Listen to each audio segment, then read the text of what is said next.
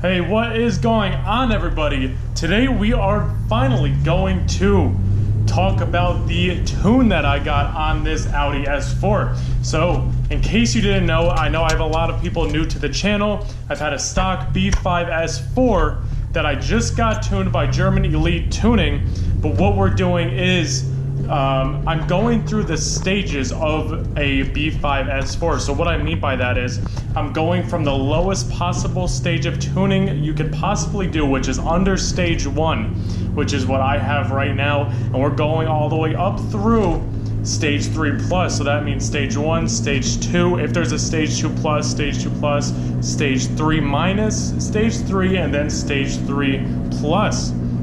So thanks to Brad at German Elite Tuning, we got to do my first tune, and what we actually did was we advanced timing, we tuned out my EGT sensors, we tuned out my O2 sensors, and we also added anti-lag and no lift shift. So before I start talking about is it noticeable, is this timing advance noticeable, it is basically no boost. It is just about a stock car, no boost added, still on the stock PSI, but we just advanced the timing a little bit. So before we find out what exactly, do I feel anything, do I feel any power increase without even adding boost or anything, we have to find out and learn what advancing timing means, which I think I know what it means, but please, if you have a better description of what it means, this is what I'm pretty sure it means. So when you advance your timing, it means that the spark plug fires the air-fuel mixture in the cylinder earlier, so that's measuring just in degrees before top dead center, than it does out of the factory. Then this gives the engine greater performance because it forces the piston in the cylinder back down harder because the spark was energized sooner after it reached the top dead center. So essentially, you're going to gain a little more horsepower, a little more torque, but the biggest question is, now that this is a stock S4 aside from turbo back exhaust, did I realize a power increase? Did I notice a difference at all? And what other things do I notice about the car after I got it tuned? So let's begin. Now, the reason why I got my EGT sensors tuned out, guys, as you know, I did in fact put a video up where it was fixing your EGT sensors for $80, where I actually soldered the CDI box, a new chip in the CDI box, and it worked great. It really did. It worked perfect. The EGT code went off, so make sure, guys, if you don't want to tune your EGT sensors out, you go and check out that video.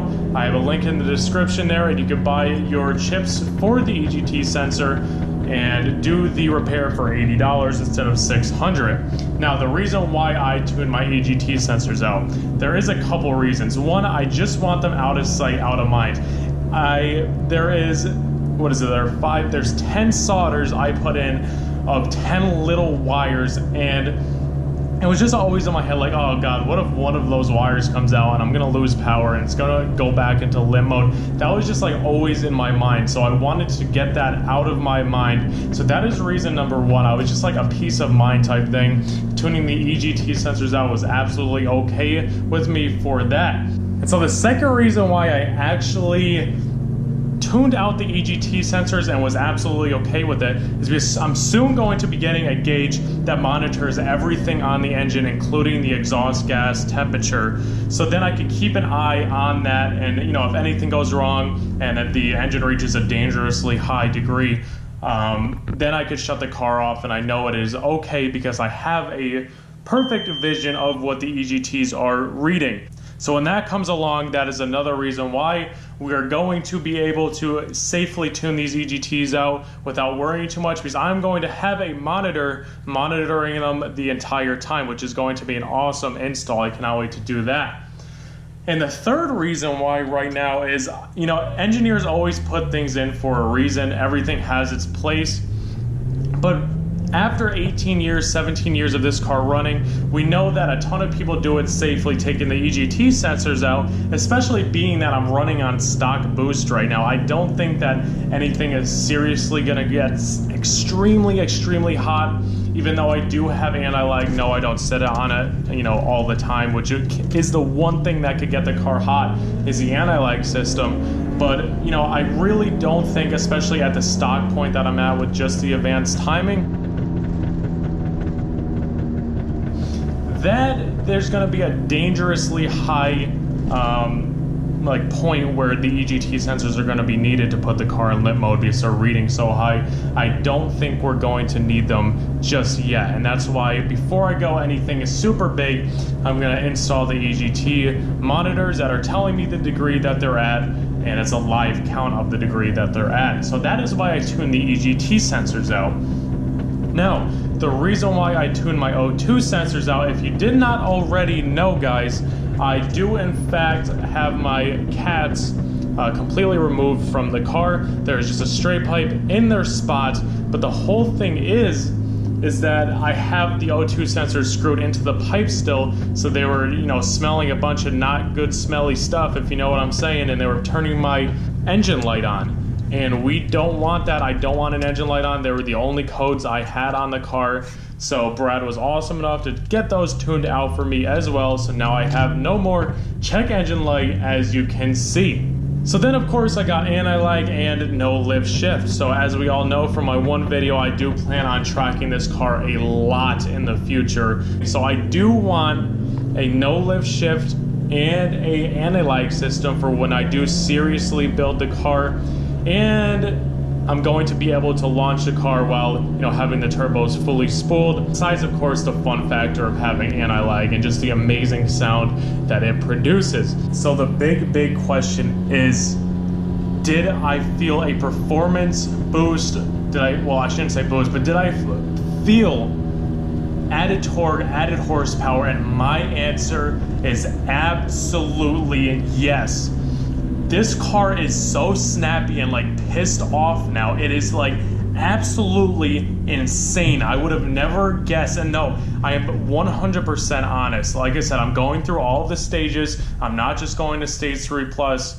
I am doing this so I could prove what does in fact happen and what doesn't happen. All right, we're gonna do a quick like 5 mile an hour to 60 mile an hour pull. And man, this car sounds so nasty. Let's do it.